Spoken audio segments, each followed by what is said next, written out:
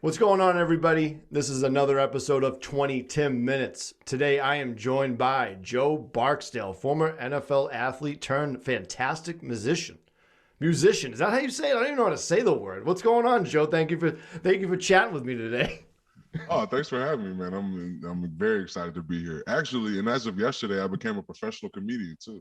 That's I fantastic. I know you had me giggling this whole time. I had to do like two different takes just to get this going. I couldn't even say the word musician. So this is going to be a good one. I'm so excited that you took the time to talk with me today, and we have a lot of good things to talk about. We're gonna go over the new album that you're coming out with, Kyber Tapes, which is pretty much like a Star Wars funk album, but yeah. I liked it. But we'll save that for the best for last, you know. So let's Okay. give a quick rundown of Joe. Played in the NFL. We're going to skip over that. We're both bored us talking about football, all right? We already did it off camera. So, 2011, he started his career. 2013, he actually picked up a guitar, and that was by Coach Jeff Fisher, right? If I read that correctly, he helped you with that. Yep. Then 2018, speed that up. You dropped your first album called Butterflies, Rainbows, and Moonbeams. Listen to that a little bit. And then 2019, you released an EP. 2 months later, after that, you said, "Fuck this! I'm done with the NFL and I'm sticking with music." Now, let's go through that timeline of that. So, NFL career started. You didn't want to be in the NFL, correct? No, I was addicted to competition, and that's where my first mistake was because I only played for losing teams. Jesus Christ! You know, No. So what made you get into the NFL then? If you wanted to do music, so it was just by default because you're just a big nerd. because people said I wouldn't. People said, I mean, the same thing rappers talk about. People said I wouldn't be shit. I didn't start playing football until I was like 15, 16 in high school. Coaches talking shit, you ain't gonna be shit, you ain't going nowhere, all that other kind of stuff. Even when I became a parade All-American, that's not real, blah, blah, blah, blah, blah. Then I went to college and people back home still talking shit. It doesn't matter. So I was like, fuck y'all. I'm gonna go to the league and have a career and I'm gonna be one of the best to ever do it. Now I did go to the league, I did have a career. In my mind, I was one of the best to ever do it, but no one will ever know because I was on terrible teams. Hey, you're not afraid to admit that. I like that. Yeah, like it's hard to make a Pro Bowl when you're 4-12 consistently. No one gives a fuck. Yeah, and it's a team effort too. And I feel like everyone was using reverse psychology to get you pumped up. Like, you ain't shit. And you're like, yeah, well, it's like passive aggressive motivation almost. I mean, maybe, but fuck them. I don't talk to any of them anymore. Perfect. Perfect. And now you're talking with me. Huh? Now you're talking with me. And now Exactly. we're pretty much best friends now, talking about Exactly. morbid shit off camera. So talk about it because you're from Detroit and that's like a big music city. I've been out to Detroit and you wanted to be a famous jazz musician. Is that true? Like, what are some bands and artists that you grew up to and you're like, I just love this? I actually wanted to be a singer. I just never thought I would be able to sing. But like Marvin Gaye, I remember hearing like him and Stevie Wonder for the first time. And I'm like, God damn, this is amazing, you know. Then you hear like the Sly and the Family Stone stuff and that kind of thing too, and it's fantastic. Of course, you got the gospel music influence, being from being from inner city, strong Christian presence. Um, and then you've also got the jazz aspect, like you were talking about, Miles Davis, John Coltrane, all those cats that have come through the city and played at one point or another. And my Talk musical about a journey Pro just kept Bowl. going. Huh? That's a Pro Bowl team right there. All Oh those, yeah. all those people you put it, And and if then we're like gonna be the 100% honest, that's what Pro Bowl team people will remember. yeah, Who won the Super Bowl last year? Do you know? Yeah, probably not. no, Because there's going to be another one next year, so it really doesn't matter. No one wants to exactly. hear that. There's only one Temptations, four tops. You know what I mean? Yeah, That's what I grew up with. My grandfather was huge into those. Like, so I love the Temptations, the four tops, and then you also have legendary Insane Clown Posse from Detroit. Why did you forget about them? because honestly, growing up in the city, there were so many. Like I was just talking to someone else about this. Like growing up, when I did, Detroit was very segregated. I don't know what it's like now, so I'm not going to speak on it because I'm not Right. there. Um, but there were so many different types of music. I'll put it like this: I went to Cass Tech High School. Jack White from the White Stripes went to Cass Tech. I didn't know who Jack White was till 2015. No shit. Like very segregated from a musical standpoint. Like I remember having to sneak and listen to rock music when I even when I went to college. It was like, listen, who? The Killers? Like, you know, or like the Strokes. I love the Strokes. If the Strokes are listening, y'all are the reason why I picked up a guitar in the first place. That's awesome. You ever throw on, if you throw on Mr. Brightside by the Killers, you'll get a whole white demographic party coming out of nowhere Hell dancing. Yeah. All kind of emo shit's about to start popping off. People gonna start writing their ex-girlfriends, DMs. Yeah. You get real confident when the Killers come on. You really do, for no reason. Like, you still the same guy. Like, you didn't put on a fucking cape. Like, you still, but that's neither here nor there. I'm Mr. Brightside. Yeah, baby, I miss you. I miss you. Like, don't worry about where I'm at. I miss you. It's been 4 years. I don't care if you're married with kids. We can still do this. I'm your Mr. Brightside. That is so interesting, though, that different types of music, and it's so weird that people put labels on like what you're supposed to listen to by the way you look like. I listen to a bunch of stuff. Like, I'll go down the list. I'm like, I listen to Spice Girls all the time. Like, some girl was trying to call me out about Spice Girls trivia. I shunned her down. I was like, get out of here. That's the fuck I'm talking. Yeah, get out of here. Yeah, dude. She was like, oh, the Spice Girls was in an Austin Powers movie. I was like, no, they weren't. I was like, Mel B had a music video, if that's what you're talking about. And she had to apologize. And I was like, spice up your life, girl. Hashtag me too that. Yes. Me too back. Me too. I know Spice Girls. Yeah, come on. Spice up your life. So you're playing the guitar, you're loving it. How did you get confident in playing the guitar? Because it's so hard to play. And when did, like, in 2013 you picked it up, then what? Like, how did you become where you are now? Working. Obsessively kept working. But were you teaching yourself, or did you have a specific person helping you out? Yeah. I've had a couple guitar teachers. I'm a firm believer that, I'm still looking for a comedy teacher, but I'm a firm believer that, when the student is ready, the teacher will appear. But if the student is ready before the teacher appears, there's also Craigslist where you can look up guitar teachers, But I was always about having someone just to teach me at least theory, because I know theory was what made cats like Hendrix and the other people that we talked about earlier so special. It's very boring, but no, it's not boring at all. Theory is incredibly boring, especially if you're someone like me who doesn't know how to read music. Like, I know theory, but I don't know how to read sheet music. Really? Yeah. So it's just like, just tell me what key we're in. We can make this happen. That is super interesting. I can't play anything. I can feel beats and I can understand music. I can understand music, but when it comes to playing, I don't know how people play drums. Like, my fingers hurt when I hold the guitar. I'm like, give me a ukulele. Maybe that's better for my fingers. Nah, you play anything long enough, your fingers gonna hurt. Yeah. Yeah. But you play football, so I feel like a lot of football players, their hands are just looks like they're throwing up arthritis signs at all times. Not mine. No, you got tape my fingers.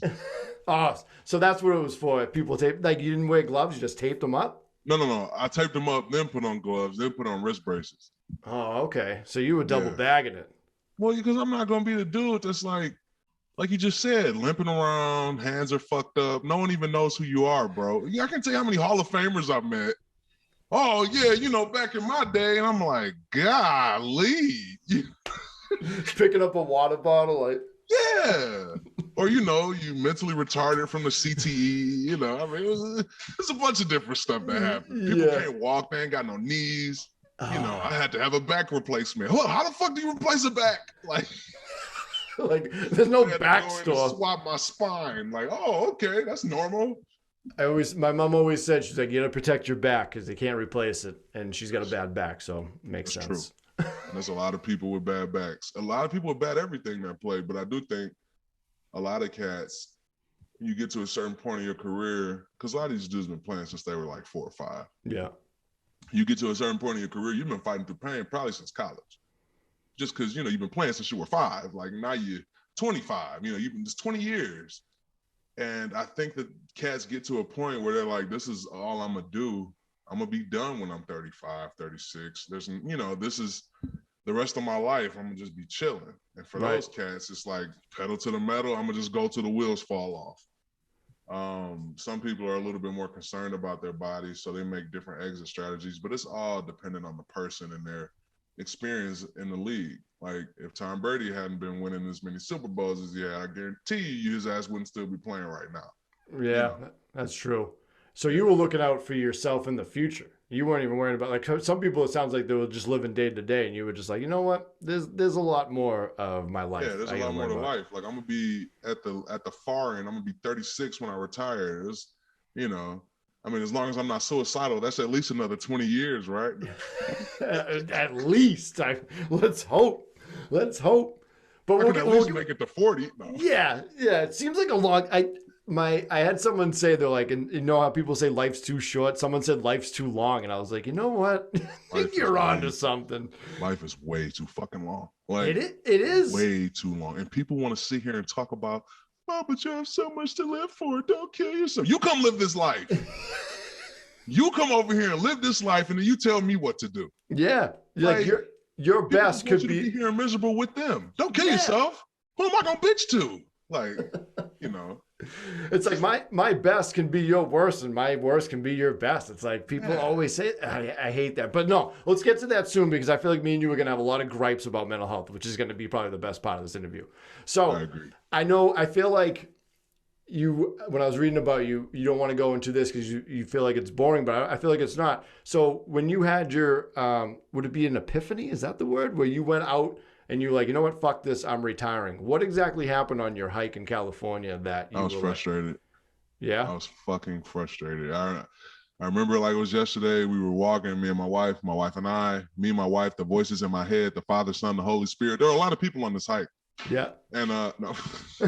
And we were walking, we came to this fork in the road, and my wife's like, I think we're supposed to go this way. And I'm like, yeah, this way looks shorter. Let's just go this way. That way ended up being an extra 5 fucking miles. Oh.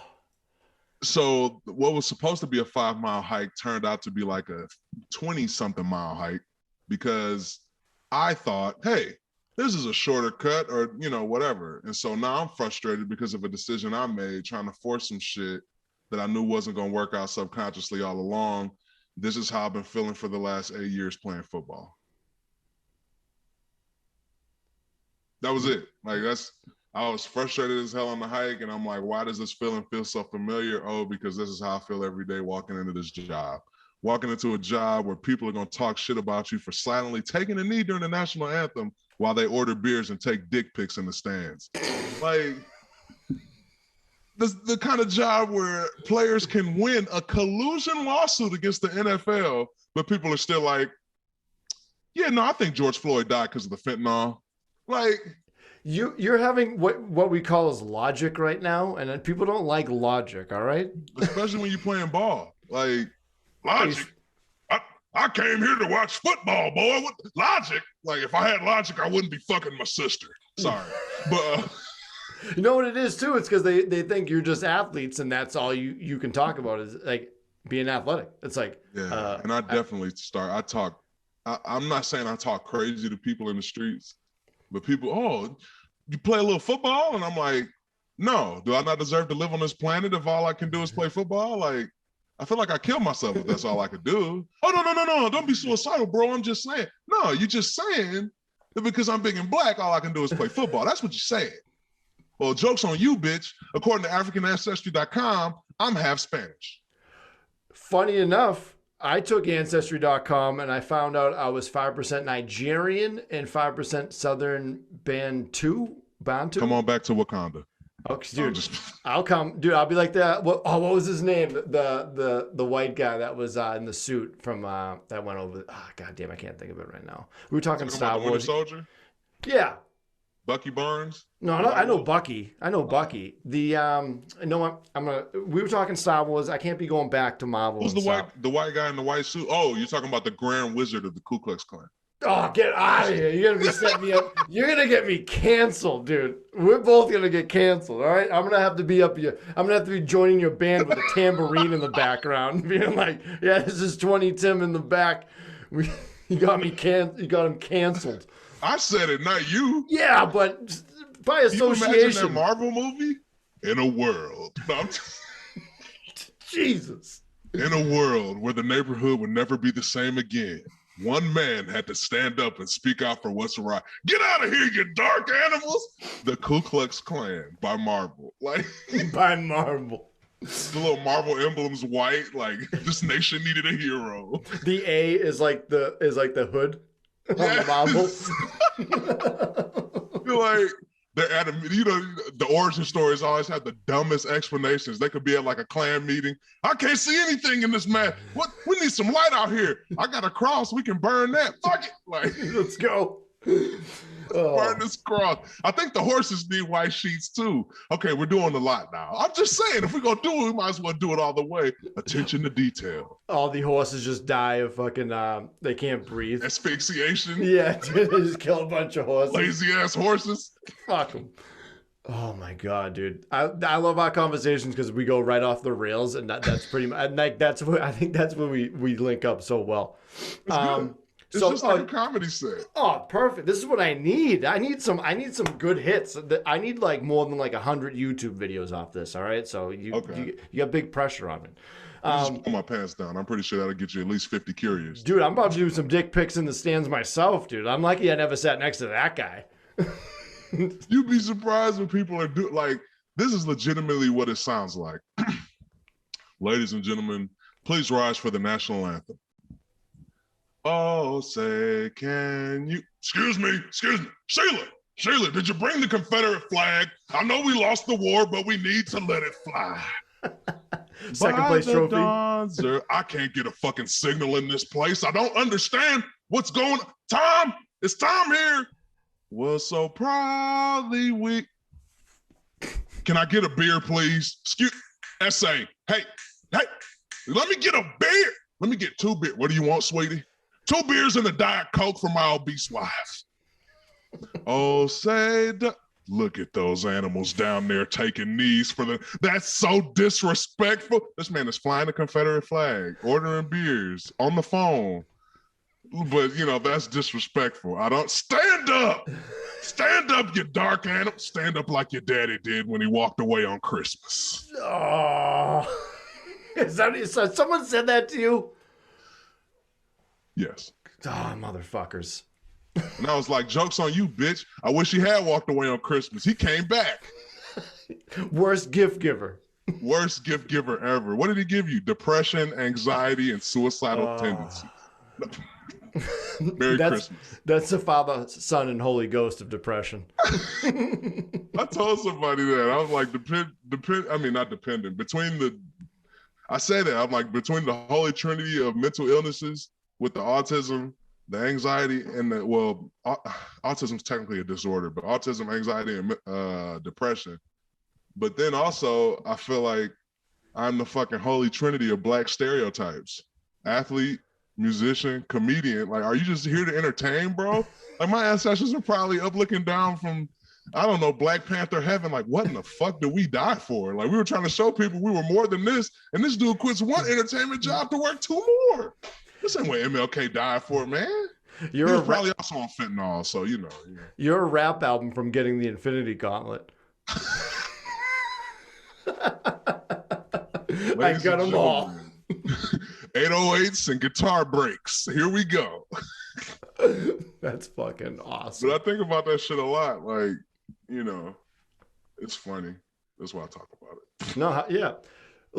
Let's so as a child, how was it from where you were as a kid when you realized you had mental health? Like, when did you start realizing that you had an issue? As I should say, to easier terms instead of... I would say probably when I was in elementary school. I remember like it was yesterday, and I still regret saying this to this day, but for the outcome, not because...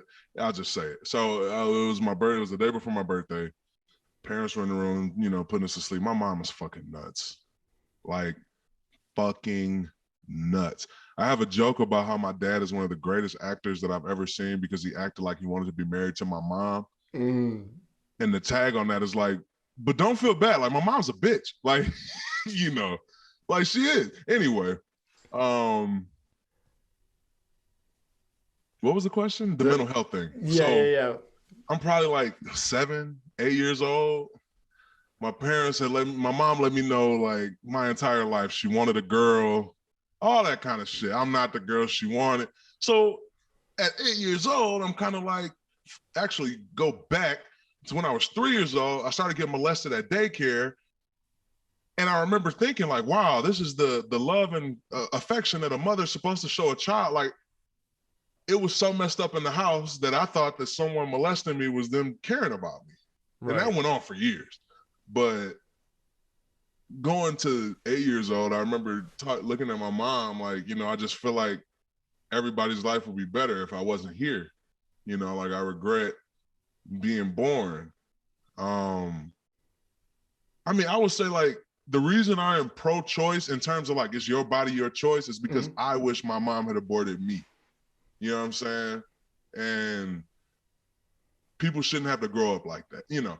But that was the first time when I said that to my mom, and she went, I mean, mental instability, like she went off. Then my dad came in the room and started cussing. So I got in trouble for voicing an opinion about trying to make everybody else's life better.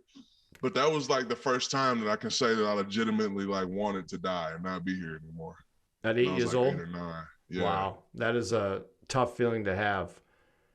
And and that I feel like, yeah, we're almost in the same ballpark of ages. So back then, talking about mental health was very tough. You were just deemed a crazy person. Like if you're walking down the street, you saw some homeless guy talking to himself, like, oh, that guy's crazy. But then again, he could just have a mental issue that people didn't give him help for.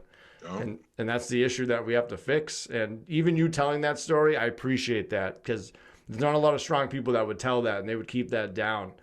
Now I'll fast. Talk about whatever. Yeah, you're ruthless. Talk about my first physical. No, I'm just because they check your prostate at your first physical, right? No, I'm just dude. I'm gonna die in here. But that's good. That's a good thing, though. I'm the same way. You have to make jokes about it to get through. And you ever meet somebody that doesn't understand that, where you make a joke and like, oh, you shouldn't joke about that, sweetie. No. You don't meet people like that? No. Wow. That's good. Just tell them to shut the fuck up. Yeah, but you're like... technically haven't met. No. You're 6'5", dude. I'm 5'6". Like, I'll say this. So when it comes to the jokes, people actually, if anything, they come up and say like, I was actually going to say you shouldn't talk about that until you delivered it the way that you did. And I'm like, oh, I just feel like I'm talking to one of my friends. Yeah. So no one said anything about that. What I get is being at church trying to talk about mental health and everybody's grandma and auntie thinks that I'm possessed. Oh, you know, there's just a couple demons inside of you. Oh, excuse me. You the exorcist of the year. If you get the fuck out of my face, lady, it's going to be a demon in your face. It's me, my fist. I'm sorry. I don't hit women. No, we don't. Captain America did punch a woman in that last episode of Falcon and the Winter Soldier. So gender equality. All right. We have to put a spoiler alert on this just in case someone didn't see it yet. That's true. You're right. The huge plot twist where Captain America punches a woman. Like, forget about all these racial or social economic discussions. I want to talk about the abuse. But yeah. I love how much you get me sidetracked. I want to talk Marvel right now. But no, we're going to keep on this mental health because this is 22 minutes, a mental health podcast that says fucked up shit about mental health. Not with all these giggles. No, yeah, imagine people like tuning in that didn't know what this was and it's just talking about getting physicals as a 3-year-old. Yeah, it's like, who the fuck are these guys and where can I get those drugs? Give me all them drugs. So from 8 until when did you start seeking help? Did you ever make any attempts? Did you keep thinking about that? Like, what was that road like until you got help? Like, what? I had a couple attempts between 8 and 27, 28. Whenever that LA Times article came out. Yep. Fans were talking shit about how I couldn't kill myself either. Like, really? NFL fans are the fucking worst. Dude, they are the worst kind of secretly racist, dumbass people you've ever met in your life. If you feel offended by this, I'm talking to you. Yeah, it's always the people that are offended It's always the people that are offended. It's never the people that are like, oh, he can't be talking about me. I'm not a piece of shit. You know, it's the piece of shit person like, son of a bitch, he know. Let me tell you something, you fucking nick. Like, you know what I'm saying? Like, yeah. But so I would say I got the first time my mental health was really kind of discussed at all was probably in college. I think, like I remember they had me meet with a psychiatrist like once or twice, but I shut down on him immediately because I'm like, who the fuck is this guy asking me all these deep ass questions I've never met before in my life? Yeah. You know, like, Been there. what? I don't trust people. So maybe that's part of it too. Tried again in 2013, 14 when that death happened.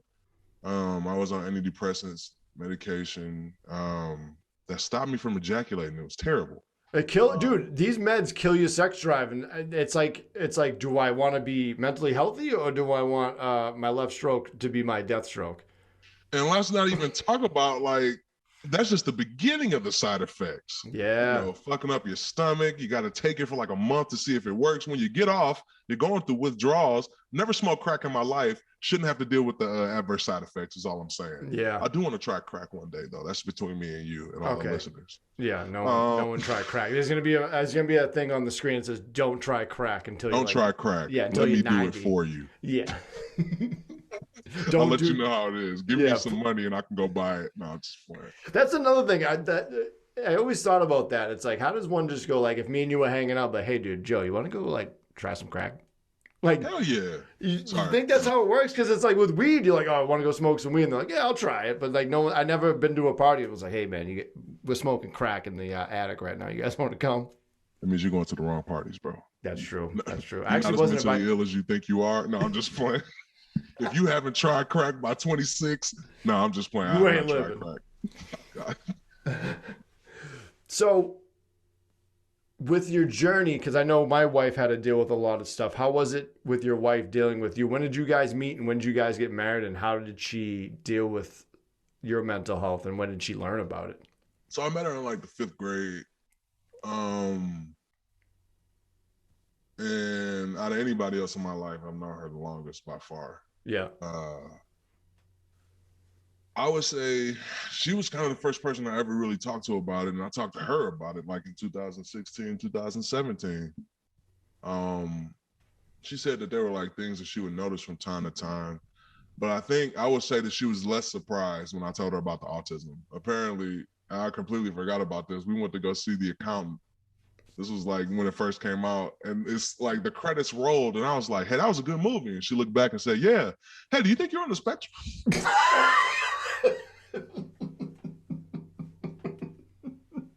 Like just so casually, like credits are rolling. Yeah. Hey, by the way, who do we need to go to talk to about this spectrum thing? This movie was a little too familiar for me, but but I would say like she was surprised.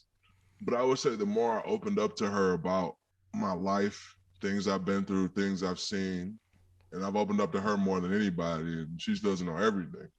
She started to understand more, and she started to just get happy that I wasn't just clinically insane. Yeah.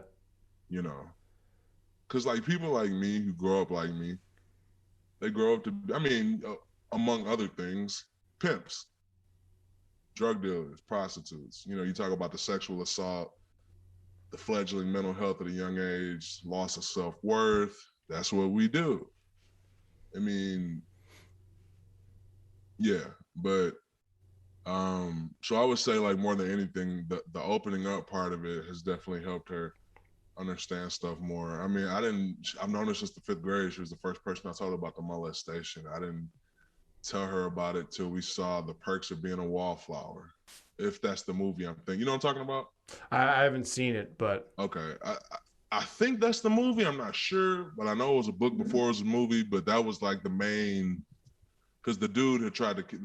I think the main character had tried to kill himself or one of his friends, but it turns out that like his aunt molested him, and he was trying to like repress those memories and all that kind of stuff, and that connected with me. And I just thought, hey, this is a great time. We have a lot of deep conversations during credit rolls. Hey, hey, that was a good movie. Yeah, it was. By the way, I was molested. Like, speaking of touchy, feely. This touched me in the feels, and it touched me in the feels. Yeah. And it reminded me of another time that a young lady touched me in the feels. Oh man, I love that your comedic performance is behind this. like you can sit there and feel bad for yourself, and like people do, but the way you handle it is like I commend you so much because I'm the same way with like how we handle that type of stuff, especially yours. I commend you. I commend you with the way you handle it. It's exactly how I handle it on stage. It's the same way, the same casuality. It's not like, all right, we're going to dim the lights and talk about something a little serious. Yeah, no, right, guys, right. someone owes me $20. No. And But yeah, and your wife pretty much like helped save your life too, multiple right? times. Yeah. She's like the free therapist that. Well, she's the free therapist, and she's also just like, you know, my hope when I don't have any. You know, she's so hopeful. So I'm not saying she's always positive and optimistic. Like, Oh yeah. Yeah, I don't need anybody hitting her up like, hey, I need help too. Like, you know. Yeah. But yeah, she's, you know, we make it a point that we see each other as a team. Like, we're a unit with two moving parts. So any way that we can be there for each other, you know, clearly that's why we got married. Right. She's all right, you know. Yeah. No, I'm just I can grow to love her. No, but we'll make it no, work. I mean, marrying her was like one of the best decisions of my life. Like, without getting, you know, religious or like super philosophical, marrying her was one of the best decisions of my life. That's awesome. And yeah, her and the kids are like, you know, and I'm not gonna lie, like my thought process when I wake up in the morning is like, God damn, I'm awake again. Fuck, I could have died in my sleep. Here we go. Yeah. Guess I better get out the bed before the depression sets in. Son of a bitch. Hey, I wonder where Brianna and the kids are. I hope they're doing okay. Like, I think about them before I think good thoughts about myself. And thinking about them helps me think good thoughts about myself. That's good. Yeah, like I you know, I mean, I was gonna say like love isn't strong enough of a word. No, love is strong enough of a word. People just overuse that shit, and now we're desensitized to it. But I love them in the old English definition of the word love. See, I love good people. Like the way I say I love you to my wife is different than like, so my big thing is I say I love you to people before I hang up the phone, because if I did die, the last thing they heard from me was, oh, Tim told me he loved me. Because I'm a big proponent in that. Like, even though it's kind of just my goodbye to people. I'm just like, hey, man, love you. I can dig that. Yeah, right? Yeah, you can take it. So what are you officially diagnosed with? High functioning autism, chronic clinical depression, and same with anxiety. Okay. Sometimes I go into a psychotic depression, and that's when things get really fun. Yeah. Very colorful and very aggressive. Oh, come to think of it, speaking of psychotic depression, I had a mental breakdown at the beginning of COVID, like the lockdowns and that kind of stuff. Psychotic depression. Mm-hmm. That's where the R&Beats album came from. That was me working my way back from a psychotic depression. Yeah. So you put a lot into that.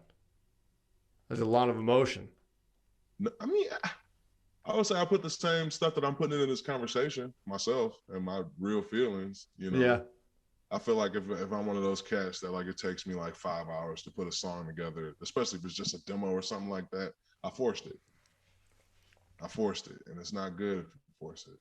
So the same way I'm like this on stage, I'm like this in the studio because I'm always myself. So I just put myself into it, say what I want to say. You know, I mean, it sounds cliche, but the reason it's cliche, it's because it's the right thing to do. You got to be yourself. You can't apologize for who you are, because then you're putting that mask back on of hiding the depression. Be like, I can't even be myself. Like, you got to be open. You got to be honest with people. And you are probably the most honest and open and aggressively open guy I've met yet. I love it.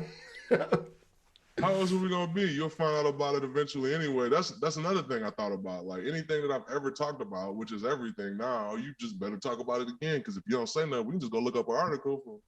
Yeah. So and not to mention, I gotta say it for the other people who are like us. And people tell them like, it's not that bad. Things could always be worse. I'm telling those people right now, shut the fuck up. Yeah. All right. Telling somebody things could always be worse. That's how people feel guilty for suffering. You should never feel guilty for suffering. You know, if you got shot, you wouldn't feel guilty for being in pain with a bullet wound. You shouldn't feel guilty for being in pain mentally. Like, just because you can't show somebody the pain doesn't mean it's not there. So to all you, oh, it could be better. Well, you got to look at it. Shut the fuck up. All right. If they wanted to look at it that way, that's how they would approach you in the statement. Be there for people, do the work, be the friend that you want. If you were suffering or going through it, you won't want somebody to just write it off like, oh, the Lord has blessed you, and just keep a stiff upper lip and shut the fuck up. All right. Like, yes, life does suck sometimes. As a suicide survivor, I can say that with 100% certainty. And anyone who says that they've never thought about or wanted to just disappear, not be alive, die, however you put it, they're lying. Anyone who says that they've never doubted God's existence, lying. So, and sometimes, people try to use people like us to make themselves feel better about themselves. Fuck those people. That's why none of them will ever be great anyway. Exactly. I fuck with that. That I'm like inspired right now. So you should be. No, I'm just, dude, I'm also a motivational speaker. No, yeah, I'm actually not even recording right now. This is just for me. This isn't even a show. Like, no, dude, my mic's not even Instagram. This isn't even plugged in. I don't know what I'm doing. Jesus. I had a great segue, but I'm going to do it this way now instead. So Your other medication is music, obviously. Now let's dive in to present day with your upcoming release on May 4th called Kyber Tapes.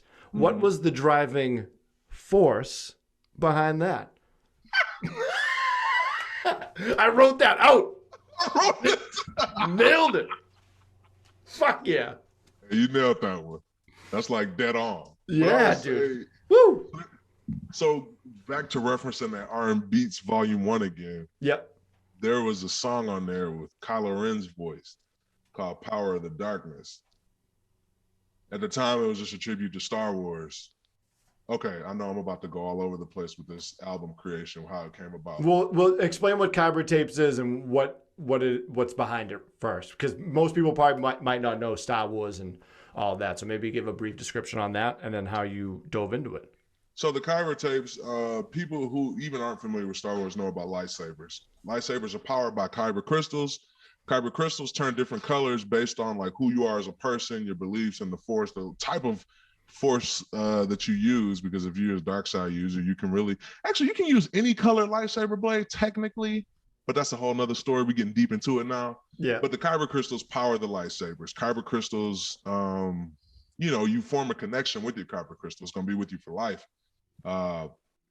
And I wanted to kind of use just the theology, the philosophy of the Kyber crystal to create something that's very unique, things that we haven't seen in Star Wars before that I've personally wanted to see, and we'll probably never see, like a conversation between Kylo Ren and Anakin Skywalker, conversation between Anakin Skywalker and Darth Vader, that kind of stuff.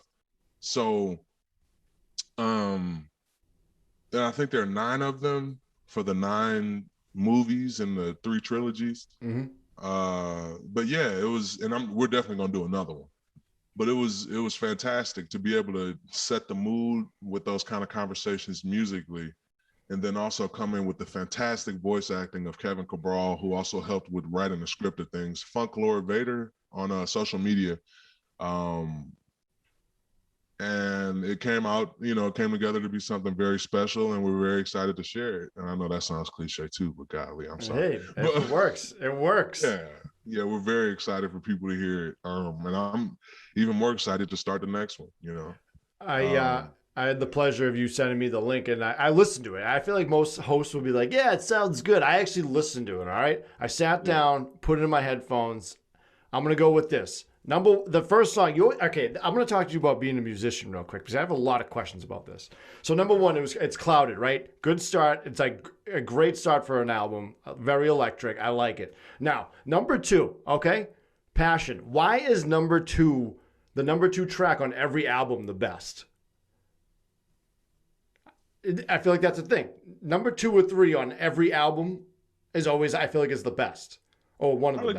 Probably because the first couple get you in the mood, and I think I look at those 3 tracks as maybe like a combination. Yeah.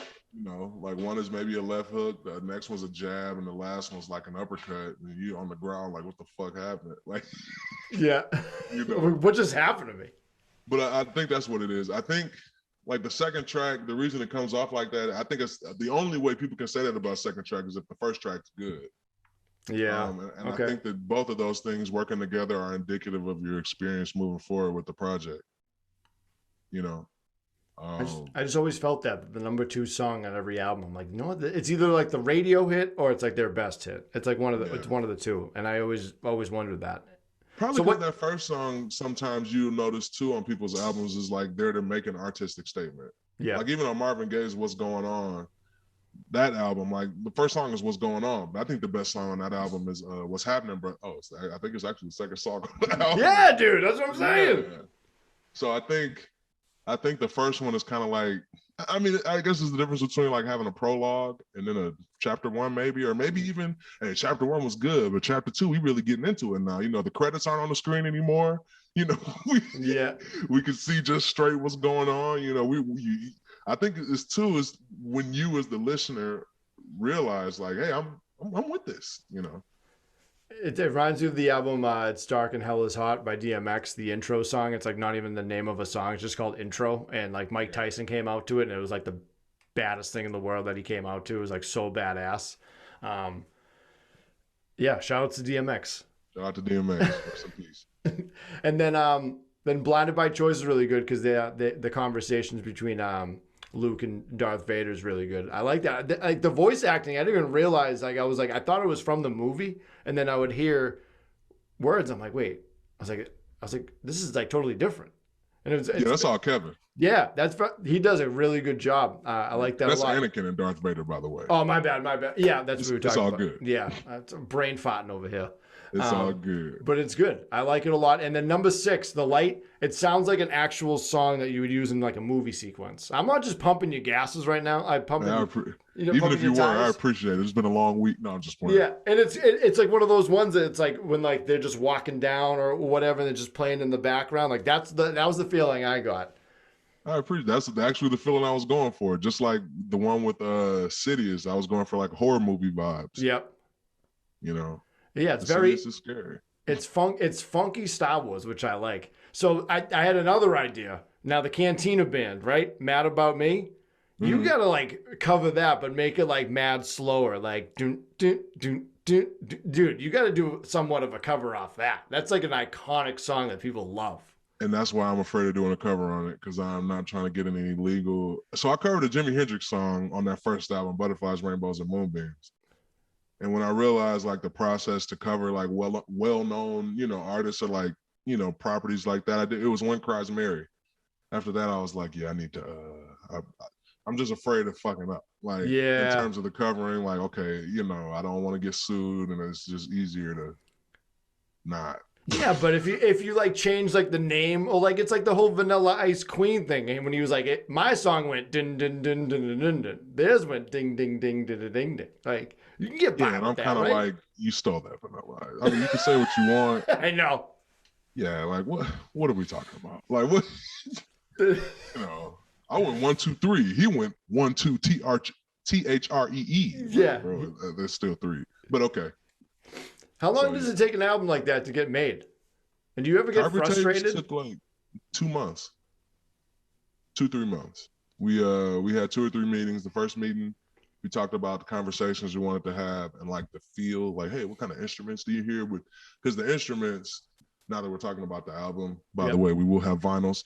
The instruments on the album are actually all representative of a character. I'm not gonna say which instruments represent each person, because then but you'll listen to it and you'll start to hear like, hey, every time Anakin talks, I hear this instrument, or every time Obi-Wan's talking, I hear this instrument, or that kind of thing. That's cool. I like that a lot. I'm gonna have to go back.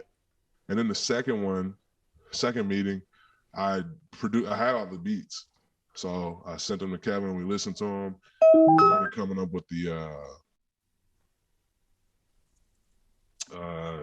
script. Started coming up with the script. And then the last one, he sent me the vocals, slapped them on there, sent them back to him to hear his demos, and then sent them off to get mastered. So obviously, Kyber Tapes comes out on May 4th for obvious Right. reasons. If you don't understand that, if you know, you know. If you don't, kick rocks. Yeah. Now, when that drops, that will be coming out by the time this interview. It will be coming out after this interview is released. So where are people going to be able to find it? Everywhere that you find any other music, Spotify, Apple Music, iTunes, Google Play, YouTube. Anywhere you can listen to music. And you can also go to Joe. I just bit my tongue.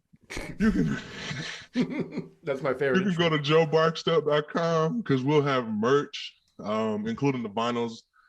I don't think we're gonna do physical CDs because it's sad. Especially when you bring up CDs these days, people just think you're trying to do a pun, like CDs nuts in your mouth or something like that. I'm that guy. I do that.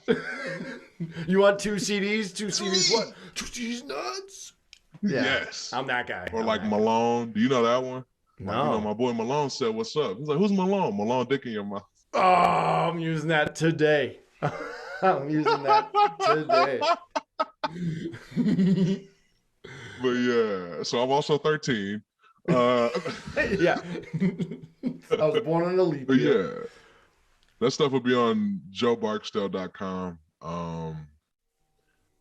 I'm very excited about this vinyl. I'm not gonna lie to you, just because this will be my first vinyl, of a project. Does that make sense? Like, my first project. That's a big step. Yeah. So I'm trying to keep it cool, but I'm like pissing myself with excitement. But I'm trying to be cool. Be cool. Yeah, be cool, Joe. Be cool, Joe. Cool, baby. Yeah, So I smoke menthols. I don't smoke menthols. They're illegal up here now. You can't even buy them in Massachusetts. They got rid of them. Really? Yeah, I don't know why. They're just like, yeah, we're done. Go to New Hampshire and get them. I mean, they may be deadly. Just maybe. Yeah, just a little bit. Just a little bit. Now, people talking to us about being suicidal. Y'all don't want smoking menthols. That's what I'm saying. They say we have mental problems. I'm like, I wouldn't like smoking rat poisoning. These cigarettes will kill you for sure. Yeah, here's 12 bucks. I've never seen anybody make it through a pack of cigarettes either, or a carton. Like, oh, I have. Because no. I mean, like, you pull the cigarettes out, every smoker in the 5-mile radius is, oh, hey, bro, you think I can get a? Yeah. Think I can get a? Can I get a Lucy? Yeah, and it's like, you can get the fuck out of my face. Yeah, dude. You know what I'm saying? Yeah, I could never do. It's like gum. It was like gum in high school. Like, oh yeah, you pull out gum, and everyone's like, the zombies came out. They were like, give me a piece of gum. And it's like, you know what though? That is everyone's first time dealing with like moochers and hangers on. Yeah. And if people don't realize it, I realized that my first time having gum in class. I was like, wow, people are actually really nice to me when I have something to give them. I remember one time I took like my life savings to school, which was at the time like $85. But that's what mine is now. And I show up with this like fat ass bankroll, and everyone's just like, oh, what's up, bro? Can I hold $1? Can I have $1? Like, people who used to bully me or whatever were just like so nice to me for this day. And ever since then, I realized if you want people to like you, you have to be rich. Yep, it's the only way. That's the only way. Like, fuck being a good person. Yep. Doing good by people, community service. No, baby. You need to hit the lottery. Go buy some Dogecoin. Yeah, come to the dark side and be rich. But then you make money and you realize, like, no, you're just the same miserable piece of shit. You just can, you can cry in a bigger house now. Yeah, you can just buy better things to kill yourself with. Yeah. I shaved 40 seconds off my suicide time with the Black & Decker knife set. Yeah, dude. Oh my God. Thanks, Black & Decker. I hate my family. Not only do I hate my family, I hate myself. That too. Yeah. Oh man. So Star Wars, who would you get in a battle with just for like choreography? With what character? Like who would you want to go toe to toe with? Obi-Wan. Yeah. Because I got so mad when they would not let Anakin go back home and check on his mama. Yeah. Oh, that's like a I like that. Sticking up for him. Yeah, I got so mad. Like, this man's been having nightmares for how long? He's supposed to be the chosen one, but y'all just deny your feelings, Anakin. No, fuck that. Yeah. My mom's being tortured by sand people. That is very interesting. That's like a metaphor for like our conversation right now. Like letting out your feelings. Wow. See, I would have just went like with Yoda because he's little, and I want to fight a little guy that's shorter than me, and I'd probably get killed within like 3 seconds. So it's a win-win, I think. That's real. You could just use the Floyd Mayweather technique and run from him the whole time. Yeah, Why are wife beaters always so soft? That's You true. ever noticed that the dudes that hit women are the softest? Very soft. Like even in sports, like I mean, you get a couple cats like Ray Rice, who I mean, for all we know, that was a one-time isolated incident because he actually hits people. But like, you make a career by running away from people in the ring. Let me relax. I'm just saying, you need to hit these dudes. You need to bring that same energy from the bedroom to the fighting ring. That's all I'm saying. All right. If your wife is gonna get punched for not having a TV on channel 64, like, at least let this dude get punched for trying to punch you. Like, who am I? Who am I? You're Joe Barksdale, dude. Yeah, I'm just some random mentally ill dude that's trying his hand at comedy and music. Hey, dude, I'm loving it. I'm a fan. I appreciate that. If you come out to Boston, I'll be there, and you better not forget who I am. I definitely want to come up to Boston. One of my comedic heroes is from Boston, Bill Burr. And Patrice O'Neal. Patrice O'Neal is a legend. Bill Burr is one of the best comedians, and me and my wife would see him all the time, like at the Wilbur Theater. We got like front row tickets. He is the nicest guy after shows too. He'll like stay there with you. Oh my God, he's the best. He's Bill Burr. Yeah, he's a legend around it. Boston has like a lot of comedians. And shout out to Bill Burr, Patrice O'Neal, anybody we forget. Don't take it personal. We don't have much time here. All right. Yeah, we got all the time. Bill, if you ever want to, oh dude, yeah. You ever want to hang out? I don't know if he's a big Star Wars guy though. I don't think he is. I think he makes fun of all that stuff. It don't matter. Like we could hang out just as comedians. Who would be on your other top comedians? Not from Richard Pryor. Yeah, he's Richard Pryor, Dave Chappelle, Chris Rock. Yeah, I said Bill Burr. I said Patrice O'Neal. There's this cat that I found. Oh, and Roy Wood Jr. I've been following him since college. And there's this new comedian that I found. He's not new. He's been doing comedy for a while. Gastor Almonte. He's from East New York, Brooklyn. And those are like my two favorite new comedians. Gotcha. New to you? Yeah. What about Hamburger Jones? Hamburger. Have you ever seen him? I've never heard of Hamburger Jones. Look up. He's on the old school Def Comedy gyms like Martin Lawrence. He came out with a cowboy hat, and after every joke, he'd be like, Hamburger. Look him up. It's ridiculous. Okay. I don't know why I love it, but you'll never forget him after you see him. Hamburger Jones. And you'll be saying it. When you said Hamburger Jones, I thought of Chicken George, and I was like, oh, God. But when you see him do stand-up, you'll be saying it for like a week after, like I did. I'd be saying like, Hamburger. He's the best. Check him out. Now, what was I going to say? Oh, yeah. Let's go back to music real quick. And what is like your go-to music that you would suggest to people, or music that you put you in like a good mood at all times? Like if you're having a bad day and you throw on what, like Marvin Gaye, or what do you got? Yeah, like that classic soul. Something about that music you can just feel too, even if you don't gotta sing along with everything. But like Marvin Gaye, Sly and the Family Stone, Stevie Wonder, Sufjan Stevens. Okay. That's a random. I know that's like out of nowhere. Yeah, that's the haymaker. Listen to his Carrying Laurel. The album that he made about his mom dying. Okay. That he didn't know. I resonate with that album a lot. I'm gonna throw that on right after this. Well, throw it on after you listen to Kyber Tapes. Listen to Kyber Tapes, and then throw this on. It's for the people listening right now. There you go. Throw this on after you listen to Kyber Tapes. You're going to go from like being incredibly motivated and inspired to like, whoa, life's pretty heavy, bro. Yeah. And then go right back to it. And then go right back to it. Yeah, you just keep going around and around. What would be your like... Kid Cudi, Kanye West, and Drake too. Those three. Oh, okay. That's good too. You got good taste. Emotional rap. There's some good emotional rap out there. Then sometimes I just like throwing on gangster rap and just making sure I don't say the bad words. Yeah, sometimes you got to throw on the Gucci Man, and just don't say the fucks. You can say everything else, but not the fucks. You can say frick. just say heck or frick, and you'll be all right. Yeah. Now, what would be when it comes to the N word? Just do you. Here's what I don't understand about the N word.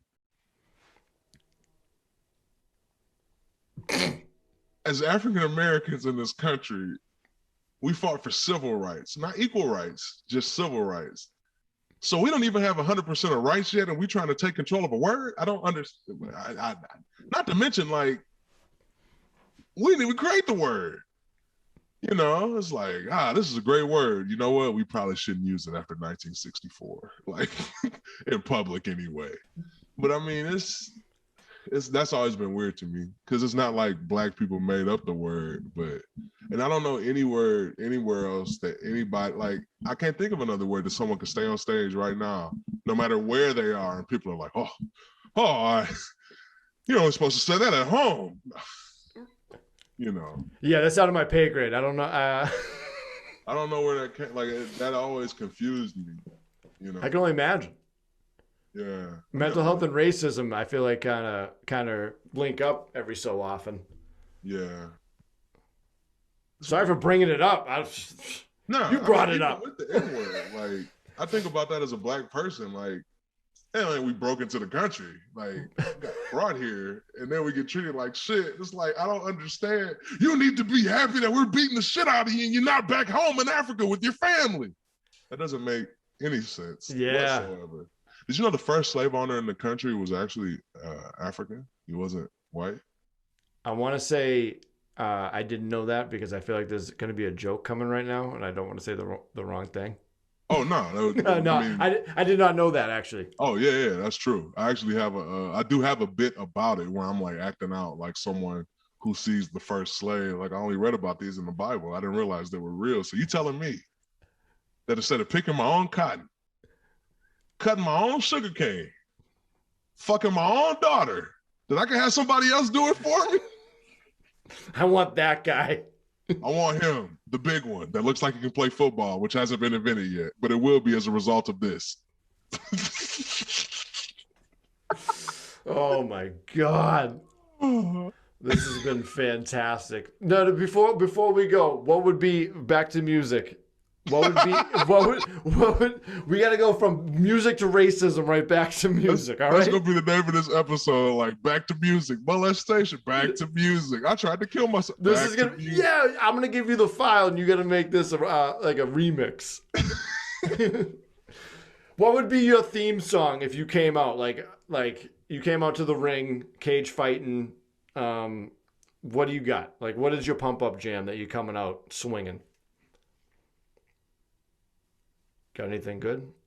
I feel like you're gonna hit me with something good. And if you don't, I would come out, and this song is incredibly aggressive, but it's a song that I've loved like forever. Gucci Mane, First Day Out. Like, he had just got out of jail, trying to get back in the studio to get his music back on. And he just delivers some of the most, I just got out of jail, I don't give a fuck bars I've ever, I mean, it's nothing crazy, like, but just like the song and what it means to me. Like, I'm starting off my day with a blunt of perp, no pancakes, just a cup of syrup, you know, baking soda pot and a silver sport. You already know it's time to go to work. I'm back off in the kitchen working with a chick, and you get 63 grams for like $12.50. 50 pounds of perp, 50 pounds of midget. As soon as it's gone, sell another 60. My baby needs shoes, I need a purse. Summer coming real soon, so I need a vert. I hop up out that van with that duffel bag, and if it N-word try me, I'ma bust his ass. I'm counting up money in my living room. Birds everywhere. I call it the chicken room. Pills in the cabinet, pounds in the den, attic full of guns, basement full of Benjamin. See, there's no chorus, there's no hook. It just keeps going. You're just going, and it's like so aggressive. Like, yeah, I feel like you can get him, bitch. I feel like you can get him on a track.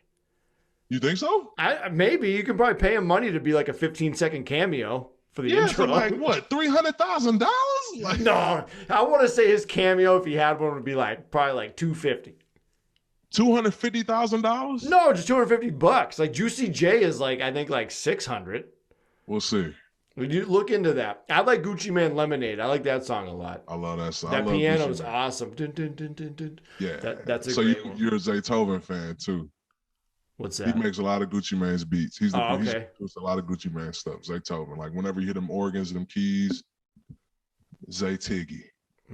I like that. See, I'm just a music listener. You're a music lover. That's why I talk to people like you to educate me on the music side. I love music. I was a big 90s hip hop guy. Okay. That's my jam. Like, you throw on some Beastie Boys, I like the Beastie Boys. Like late 80s too, like the Run DMCs. I was the first rap music I heard as a kid was the Fat Boys. Oh damn. Yeah, that was like, I thought Sbarro pizza was like the only pizza you can get in the world, and it wasn't. like they were my jam. Yeah, I love music. That's the type of music I love. I love everything. Like everything we talked about today.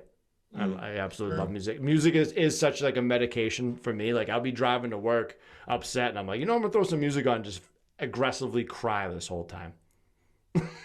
Which is okay. Yeah, I aggressively cry sometimes too. Like you have to like let I keep it out. saying, like life is fucking hard, and when you realize that, damn, however much longer I'm gonna be alive, I'm gonna be taking medicine, meet with a therapist twice a week, taking medication. Meeting with a psychiatrist once a month, trying not to kill myself every day for the rest of my life.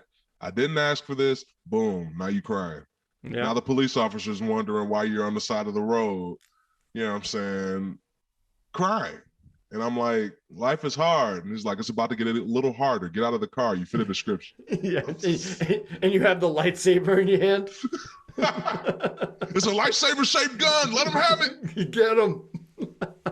Why do all these black guys have these lightsaber-shaped guns? I don't understand. Man. These big nerds. Weird. Now I asked, I don't know if 3 things you're grateful for. Can you name 3 that's kind of outside the box, the little things in life? I feel like we're all thankful for family, friends, humor. I like it. You need that. Yeah. Like, I mean, that's who I am. Like, I tell people all the time, like, you have a good childhood or are you funny? That's awesome. I love that. Authenticity. Too many people get on stage, too many people get on social media trying to be somebody who they think people want them to be as opposed to being themselves. Yeah. I'm very big on authenticity. And honestly, drugs.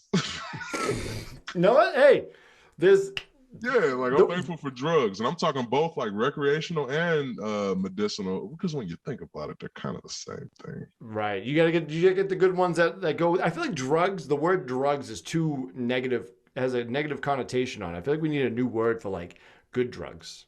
I just feel like we just need to keep saying drugs until people realize that the word was created to mean this, and this is what it's gonna mean. Let's it's like motherfuckers that messed up literally and figuratively. Now they done changed the definition of. Woo! I hate human beings, boy. I hate them. Like, what the? Sorry, that doesn't make sense to me. And things that don't make sense to me immediately piss me off. Yeah, that's a healthy way. Yeah.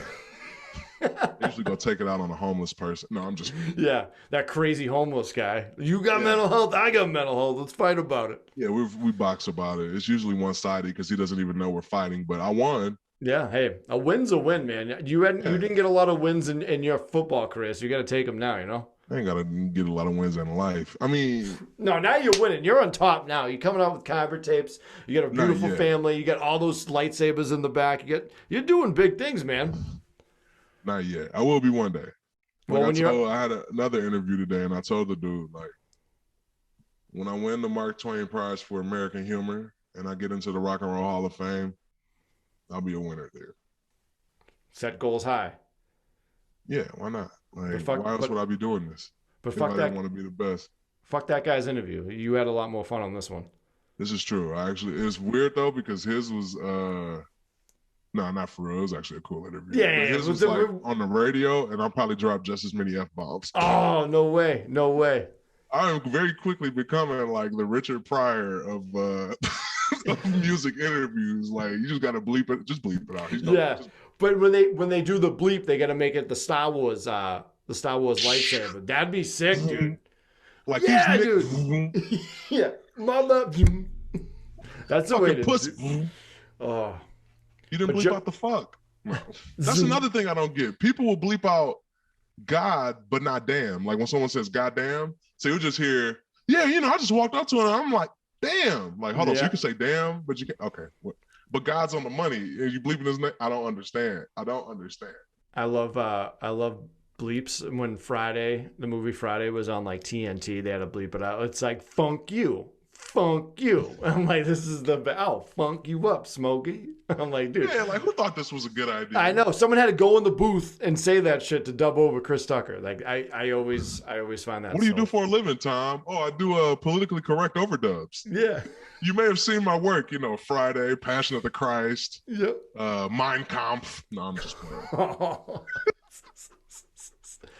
But Joe, I appreciate you taking the time to chat with me. This has been super fun, and I needed this type of laugh today because I didn't get any good laughs yet, and this was a real treat. But let's end with this. I appreciate you hanging with me, man. Dude, this was you're like my friend now, so that's what we're gonna do now. We're gonna chat. Here's all the the time. deal: on a serious note, you do have my information. So whenever you want me to come back, I am a phone call away. I'm like the hospital, except I'll actually be there. No, I'm just playing. I appreciate it, but tell everybody where they can find you. Talk about where they can find Kyber Tapes. Obviously, they can find on Spotify, iTunes, but where can people find you? What can they do to help you? Give it to me. So I have a website. I'm not on it, but I'm a part of it. It's called www.texassexoffenders.com. I'm just playing. Dude, I started to laugh and I didn't know if I should. And I was like, is he being serious? If you saw my face, I was like, fuck, I shouldn't have laughed. My website is joebarksdale.com. You can also find me on social media at jbdale72. That was as creative as I could get at the time. Yeah, that sounds like it. But yeah, that's where you can find me at. And I actually follow your podcast, so anyone who's following your podcast should be able to find me pretty easily too, whether you're on Twitter or Instagram. My man. Now I feel cool because you have like a check mark, and I think you're the only check mark person that follows me. So you're. Sorry, I mean, one day I'll earn the check mark. I'll put it like that. I don't know. People are like, "Oh, you've already earned the check mark. You played in the NFL." And my response is like, "I wouldn't try to kill myself if I thought that I was actually doing something in the fucking NFL. Would I have? I'd be too busy winning games and being happy." But the good thing is, NFL. No, I'm just playing. But the good thing is, our paths aligned us to have this interview. So this is true. Meant to be. It was meant to be, my friend. Well, Joe, this is true. Thank you so much. I got nothing but love for you. Hey, man, I love you. Same here. You gotta say it back. You gotta tell me you love me. Oh, I love you too. Okay, now I can go to bed. Jesus Christ, go to bed. Joe, thank you so much, man. Thanks for having me, man. I really appreciate it. Like I said, you ever want me back again, just, give me a call. You got my number? No, but I will take it.